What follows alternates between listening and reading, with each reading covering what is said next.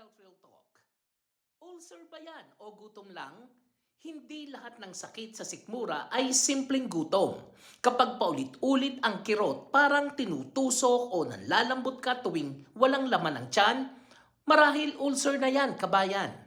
Ano nga ba ang ulcer? Ang ulcer ay sugat sa lining ng tiyan o bituka na dulot ng acid overproduction, H. pylori infection, pag-inom ng pain relievers tulad ng mefenamic acid, ibuprofen na walang laman ng tiyan, stress at irregular eating habits.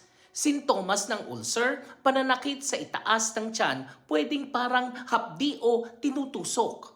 Pagkahilo o pagsusuka, walang ganang kumain pero laging bloated, madalas na pag-utot o maasim ang dighay, bigla ang pagbagsak ng timbang. Huwag baliwalain kapag may dugo na sa suka o dumi, itim na parang alkitran. Lumalala ang sakit kahit may laman ng tiyan, nahihilo, nanlalata o hinihimatay.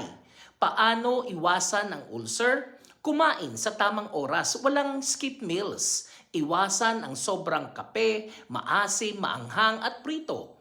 Bawasan ang stress, pahinga, magdasal at mag-meditate. Iwasan ang self-medication sa mga pain relievers. Kumonsulta sa doktor para sa tamang gamot.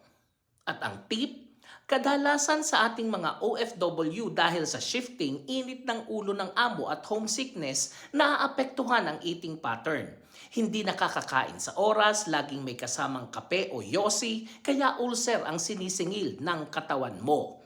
At ang bottom line, hindi tinitiis ang ulcer, pinapatingin at ginagamot ito dahil ang malakas ang sikmura ay hindi sukatan ng lakas, kundi ng pagpapabaya minsan.